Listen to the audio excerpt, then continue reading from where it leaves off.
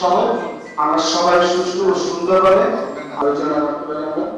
আর sir পুজোর পরে যেহেতু এখন কি শ্বাসসজ্জা করতে পারি স্যার, এই বিষয়টি আপনার স্যার নজরে আমি আনতে চাই স্যার, বিশেষ করে স্যার আমাদের বরিশাল মহানগর স্বাস্থ্য পূজা মণ্ডল সেখানে 7টি ডিউটি থাকছে আমাদের সিটিএসবি অলরেডি আমাদের তো তারা হচ্ছে ডিউটি করবে ডিউটি, ঠিক আছে। এটা যে সাজেশনটা দিলে তুমি সরজমিনে যাচাই করবা, করে দেখে মহানগর পক্ষ থেকে স্বাগত অভিনন্দন। স্যার গতবার আবার মত বিনিময় সভা করব এবং গতবারও করেছি। আমরা সবাই জি আমি একটু সাথে আমাদের এই প্রত্যাশা আপনাকে জানা করি।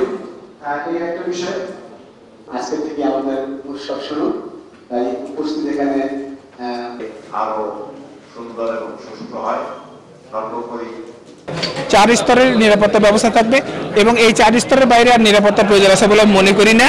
এবং আমরা অবশ্যই এটাকে যাতে সুশৃঙ্খলভাবে আমরা উদযাপন করি সেদিকে খেয়াল রেখে আমরা কাজ করছি। এছাড়া